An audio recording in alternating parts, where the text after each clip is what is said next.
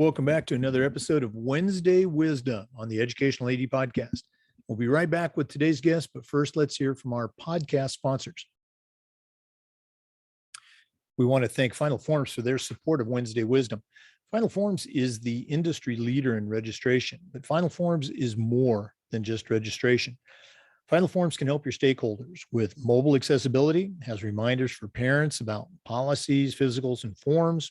Final Forms can also help with team communication and attendance. And for athletic directors, Final Forms can help with eligibility, with rosters, and all the forms that come across your desk. And it does this using secure language translation, and it's ADA compliant. It's time for you to talk with a team that's walked in your shoes. To take the next steps and find out what Final Forms can do for you, go to finalforms.com/Jake. That's finalforms.com/Jake to get started with Final Forms. We also want to thank Huddle. Remember, at Huddle, we power sports. Over 200,000 teams use Huddle to elevate the performance of their teams using video and analytics. Huddle is the complete performance platform with online tools, smart cameras, and analytics. They can help you take your team to the next level. Huddle is also built for every level of play. Club and youth teams, high schools, colleges, and even the pros use Huddle to help their teams play better. You're in pretty good company with over 6 million users, including your student athletes. You want to find out more about what Huddle can do for you and your program and how your school can become a Huddle school, go to huddle.com and talk to their professionals. Remember, at Huddle, we power sports.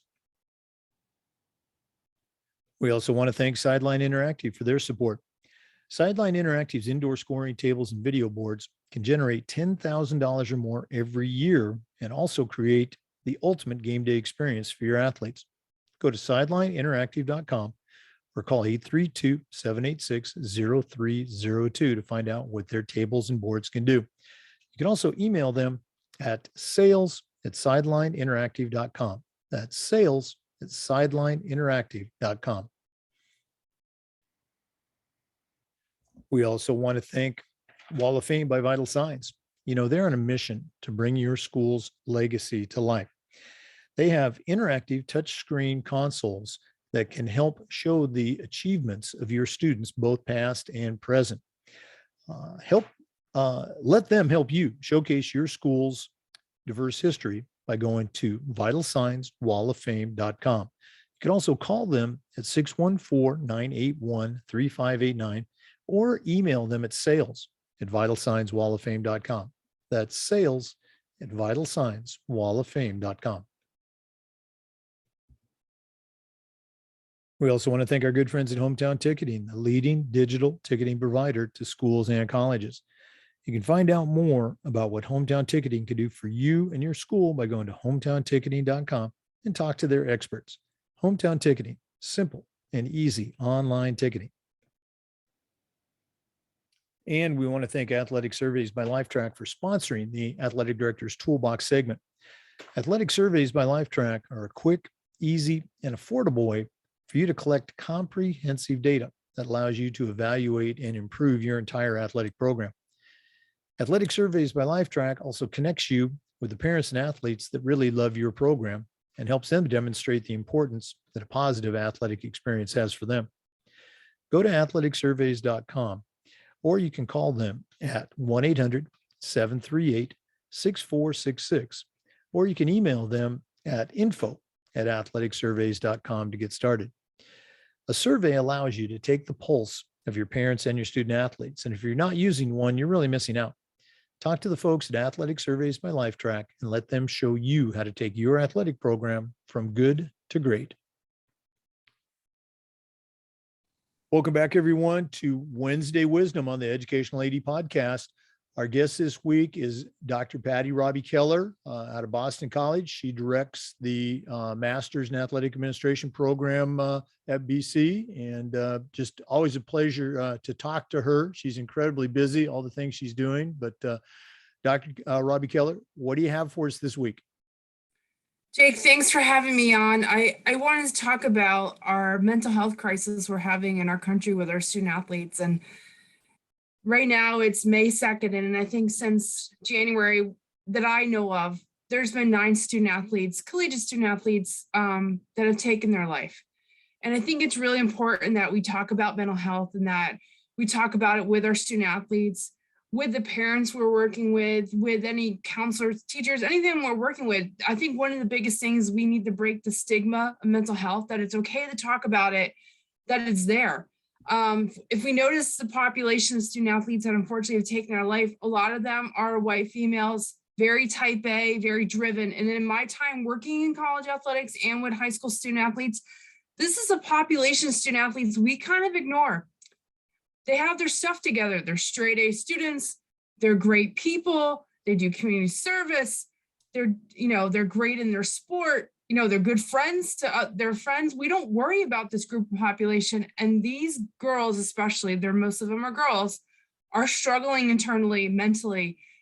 They have this huge level of perfectionist that they think they have to attain, and failure is not an option for them. And that's something that it's either they're all in or they turn to suicide that they think is their only option. And I think we really need to learn, how do we teach them coping skills? How do we combat this? We need to really teach them self-compassion and give them grace and let them learn how to give themselves grace. Social media is fueling this. I teach a class, issues and challenges affecting the student athlete. And we talked about, how many times do you post on social media when you mess up, right? We mess up all the time, but no one's recording that unless, you make it on funny home videos. But we're always putting our best selves forward on Facebook, on Instagram, on TikTok, all those things.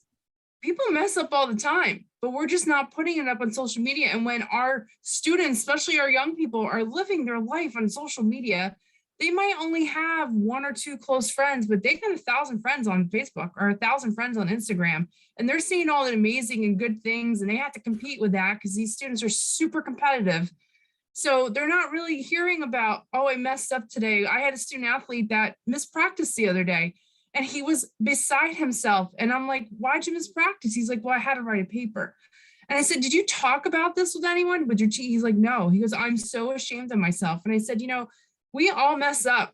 And I think we need to start talking about how we mess up, because I think our younger population needs to see that we mess up all the time. And we need, as adults, we need to show them examples of people who've messed up in their life, have made mistakes, maybe gone the wrong path, and how they've overcome that and gotten back on the boat, back in the ship and righted it and have done well. Because I think for most students, they think if they make one mistake, it's the end of the world.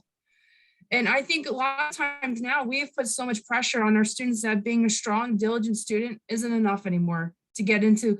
We think every kid has to go to Harvard or Penn or University of Alabama or, the Ohio State, Boston College. I work at Boston College, and they call it at Penn, they call it Penn face, that you have to be perfect and you have to be competitive and everything has to be okay all the time. I think there's a book that I really want to encourage people who work with students. It's called What Made Maddie Run. And it's the story of Madison Holleran, that was a Penn student athlete that unfortunately killed herself. And the story is told by Kate Fagan, who is his former Division I student athlete. And one of the things that Kate talks about in the book was her disappointment when she saw the Colosseum in Rome. And then she told somebody, and they were like upset that she was disappointed about the Colosseum. So then she never really told her true feelings about what she saw in the Colosseum. And that's what we tell people, all the time. Oh, suck it up. You got it. We don't want to hear all the negative things, right? But sometimes people are just venting to us, and they need to share their true, authentic self. And I think that's really important that we hear that more of the times. I feel like I have to be this, even in my role, like so perfect all the time. I have to be upbeat, energetic. I am not an extrovert at all. I'm an introvert. And you probably see from me from these videos, and people are like, oh, she's probably all great all the time. I am not. I have to go recharge at home all the time. So that's something important, that we realize that people can share be disappointed about something or not like something, and be able to share it and say, this is my opinion, why I didn't like it, or why we're having issues and why we're making mistakes. And I think for student athletes, one of the big things is, I'm seeing my daughter's 12. It's that pressure to pursue greatness at 12-year-old. I'm like, this summer, I want her to go to Great Adventure. I want her to go see Grandma in Oregon. She doesn't need to be in volleyball camp all summer long. I mean, she's 5'7" at 12, but and playing 2 years above her age group, but we want her to be a 12-year-old, and I think some of our parents are so focused on their kid being great at 12. Well, let me tell you, your kid might hate volleyball so much by the time they're 17, they don't want to play at all if you keep pushing it on that way. And I think and our students too, they're really afraid to disappoint us. Right. We've done so many things for them throughout the years. I'm seeing this now. I drive my kid everywhere, and she's so disappointed. It's so hard for her to say to her, "Oh, mom, I don't want to do that." Right? Because I put all my money and my time and my investment. I have nieces that are older, and they don't want to disappoint their parents. People are giving up their family vacations, new cars, additions on their houses to get our kids in club sports and take them all over the world to travel. And our kids see that, and they don't want to tell you that they don't like it anymore. They don't want to do it anymore. It's too much pressure. They just want to play club. They don't want to play Division 1. They want to play Division 3 and not make it their life. So this is something I really want our population of people listening to this. And I really hope you read What Made Maddie Run. And we did this as a book study in our class, and every one of my students, and they're all in their 22 the 30-year-old range, and some of them are student athletes and some of them are coaches at BC. I challenged them all to share this book with 5 people, and they're like, no, we're challenging it with 10. They're having their coaching staff read it. The student athletes were asking their coaches to read the book because they said, there's so many things that I want to tell them that I don't know how to talk about it, but the book really helps. So that's something too, really. You can buy this book anywhere. It's on Amazon. It's not expensive. It's like $12. I had it sitting on my desk for almost 3 years before I read it because I didn't want to read it. It's sad. It's a hard read, but it's something once you start, you can't put it down. And then you want to share it. You want to talk about it because it's so important. And especially what we're seeing in the news, we're hearing about 8 student athletes. That's 8 that have committed suicide. I am sure there's millions every day. Well, not millions, but many thinking about this. And if they're thinking about it and they're seeing it and they know it's an option then. So this is something that we really need to start talking about and letting know our student athletes that we're here for them. They can talk to us. We'll help them, get services. I think that's the important thing for coaches and athletic trainers and athletic directors to know that we're not the counselor. We're here to help get them help, right? We're here for them to talk to, but we got to refer and get them help. And I think that's really important. And Jake, thank you so much for letting me talk about this. It's really been heavy on my heart. I'm not a big writer. I don't want to write a whole blog, but I did want to talk about it and share it with our audience that we all need to be talking about it. Oh no, absolutely. You're a great friend, and also your voice is an important part of our what we're trying to do here with Wednesday Wisdom. I've heard this comment before, not yesterday, but let's say in the last couple of years, from ads or coaches or leaders about talking about suicide, and the comment is something like, well, I don't want to bring it up because that might trigger someone. And the response that a professional gave was that your silence on the subject could trigger your acceptance for the students because you're not talking about it. So you're on the front lines of this. You're teaching young student athletes, young adults still.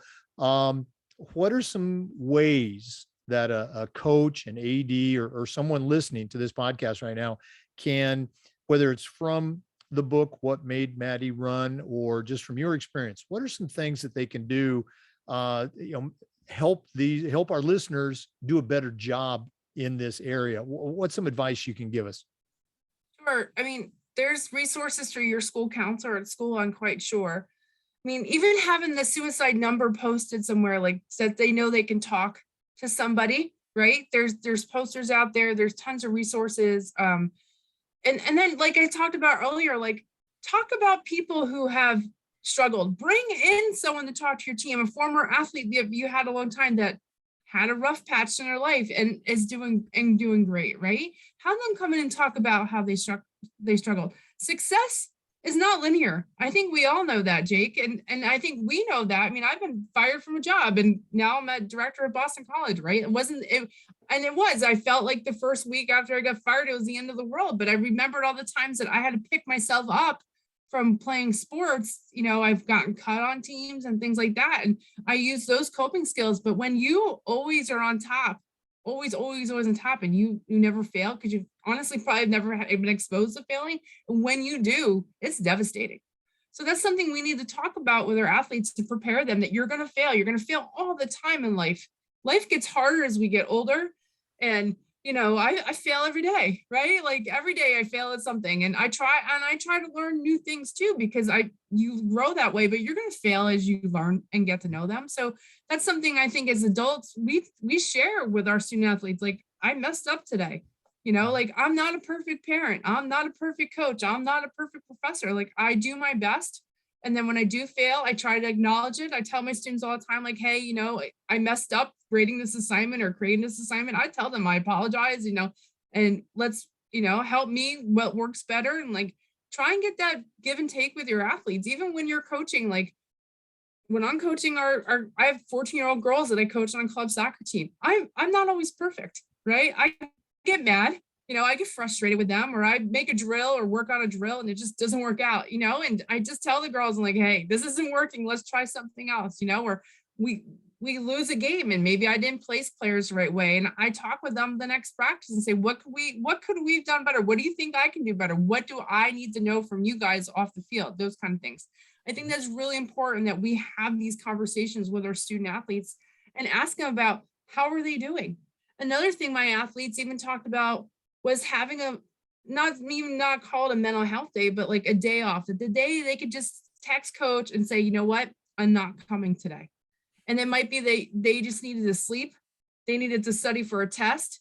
They needed to help errands for grandma and they just haven't had time to do it. But a day that they didn't feel pressured that they had to be at practice, and the student athletes are even like, yeah, don't make it the day before game, but tell them that you get one day through the season. And the student athletes even talked about even knowing that was there, that catch was there for them. They said that made them feel better.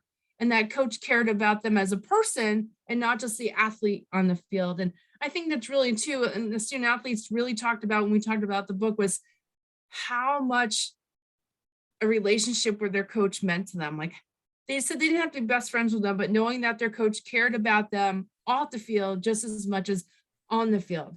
And we talked about, going to college, your choice. Why are you going to college? Are you 99% of our student athletes are not going to play pro sports. We just had the draft, right? You saw 150 young men got drafted, but what about all the million other kids, right? Going to college for something you're passionate about, usually what you're going to do a career in, making sure that majors there, that support group on college campus. If you like, being involved with student government and all those other things, that you have options to pursue other passions besides your sport. Because then that all becomes tied into your identity if all you know is your sport and that's all you know of you. That transitional piece too, when you leave college and you go out in the real world and you were a basketball player, and then what are you? You're nothing. That's what students feel like. I'm nothing because I'm not a basketball player anymore. Like how we work with those transitions and identity piece too, as well, is really important working with our student athletes. Boy, you really you gave us a lot. Two things that stick out. You talked about you and I as adults. We've gone through high school and college, and we've had all those ups and downs. We have that perspective that a 16-year-old, 19-year-old, and even a 22, 23-year-old, they just don't have all those life experiences. Knowing that hey, you are going to come back from this. And then also you talked about not parents, you alluded to it, the parents nowadays, many times they just want to remove any kind of obstacle or challenge from their path so they won't fail. And again, you and I know that that's where we get better. That's how we get better is, trying hard in practice, it doesn't work, but we come back the next day, or taking that test and, it doesn't turn out the way you want to, but you go back, you study, you prepare. And the challenges is how we get better physically and emotionally. And so parents trying to sweep challenge out of the way, it's really counterproductive. So really appreciate you sharing all that. Yeah. And you're a parent, Yeah. this of a teenager. I know this. I mean, my daughter told me at 9 o'clock on Sunday night that she needed a poster board. you know what? Walgreens was open at 9 o'clock at night, but I wasn't going to get it. It was too late. And she's in 7th grade. So let her fail now, because then she'll learn in high school when it actually sometimes counts a little bit more. You got to be more prepared. So we had a lot of tears that night, and like I'm the worst mom in the world and all that kind of stuff too. But you know what? At the end of the day, she's in 7th grade, and that's a little tiny assignment, and she'll remember next time when we go to the store, maybe we have poster board around just in case too. So that's really important that we teach our kids that there are consequences too when they do fail, that they can't always be bailed out. And one of our student athletes even talked about, sport is hard and it's supposed to be hard, and it wouldn't be as great as it is if it wasn't hard. But there's a difference from being hard and to its mental distress. And that's where we have to find that tipping point for our student athletes. And everyone has a different tipping point, and we all know this. And then by knowing your student athletes, you can try and figure out what their tipping point might be. So we're not pushing them over that level. And I think many of us as parents, do we know our kids' tipping point? Some of us do, and some of us don't. And that tipping point might change from month to month, to season too. And we need to be able to recognize that. Yeah, no, absolutely. And I loved your idea. I wish I was still coaching. That's how much I love it. Okay. The mental health day, or that one day off. You can't do it the day before a game. That makes perfect sense. But to your point, the kids just knowing they've got that in their pocket, coach, I'm using my mental health day, or whatever you want to call it. I'm using my hall pass. That is okay. This is what we're going to cover. I'll see you tomorrow. And I really, if I was an AD right now, I would recommend to every single one of our head coaches that they do that in their program. And I would bet a lot that they would see immediate results, take a good program and make it even better because of that, social emotional health component that it's just so hard to address it in a productive way that kids are going to appreciate, and they're not going to see as trivial. But I think that is a great idea. No, when we have days off from work, right? Whether it's mental health or, holidays or vacation, but when you're in season, there's no day off, right? And I mean, I remember going from August 1st to December 24th with no day off, and it's exhausting. And I'm an adult. So imagine a 14 to 18 to 20-year-old trying to do that. And for some of our student athletes, they're managing some of their household chores and things like that with no money and those kinds of things. And maybe they have to pick up that shift at Chick-fil-A and, or do whatever they have to do. We don't know what their situations are many times. And for these girls and these young men that are so type A, like those 3 hours of studying for that test might mean the world a difference to them. That could be their tipping point, is of letting them study for those 3 hours. So we don't know. And we giving them that option and knowing they have it, I think is really big for their mental health. Oh, huge. It's huge. And again, thank you so much for sharing. For listeners, we've been talking with Dr. Patty Raube-Keller from Boston College. Share, if you will, if one of our listeners wants to reach out and pick your brain a little bit, and also find out about the many educational and professional development opportunities that you direct at Boston College, how do they get in touch with you?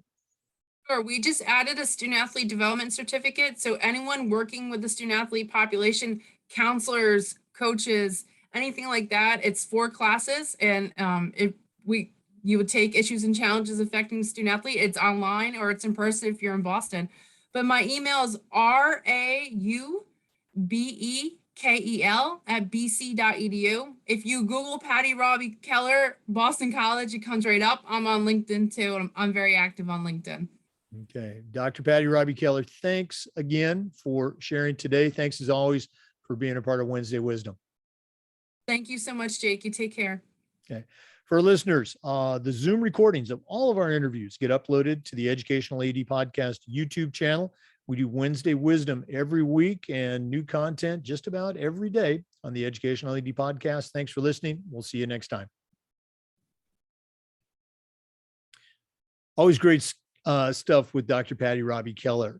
We didn't take a break for our commercials just because I wanted to give her a chance to talk free flow, but we couldn't do this without the support of our sponsors. So please visit our sponsors, Final Forms, Sideline Interactive, Huddle, Hometown Ticketing, Athletic Surveys by Lifetrack. They sponsor the AD's Toolbox, and Wall of Fame by Vital Signs. As an AD and as a coach, I've used every single one of these products and services, and I can vouch for them personally. They are great. And as an athletic director, you need to add them to your toolbox. Thanks for listening. We'll see you next time on Wednesday Wisdom, and just about every day for the Educational AD Podcast.